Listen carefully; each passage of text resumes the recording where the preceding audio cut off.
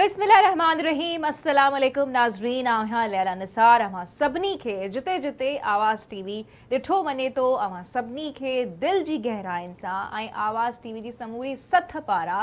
सकाफ़ती ॾिहाड़ो एकता ईद जूं लख लख वाधायूं हुजनि। जीअं तव्हांखे ख़बर आहे त हर साल सिंध समेत समूरी दुनिया में जिते जिते असांजा सिंधी वसियल आहिनि उते हू पंहिंजी सकाफ़त खे वॾे जोश ऐं जज़्बे सां मल्हाईंदे नज़र ईंदा आहिनि बाक़ाइदा। सो अॼु समूरो ॾींहुं तव्हां बि आवाज़ टीवी जे चैनल ते ट्रांसमिशन्स ॾिठियूं पए, असां सभु तव्हां सां गॾु हुयासीं ऐं अॼु बि हिन वक़्तु जेके मख़सूस माण्हू मूं सां मौजूदु आहिनि तमामु दिलचस्प आहिनि ऐं काफ़ी सकाफ़त जा पासा उन्हनि सां डिस्कस थींदा। त हीअ जेको असीं सकाफ़ती ॾिहाड़ो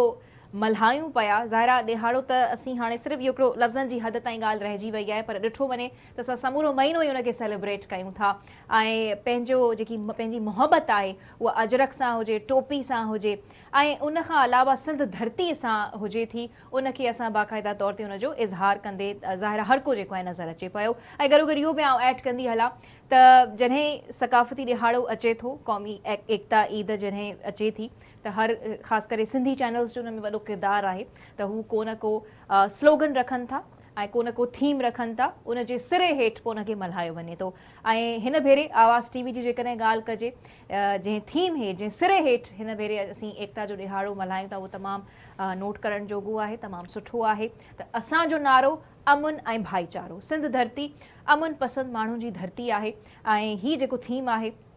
ईअं चइजे त तमामु ख़ूबसूरत थीम आहे।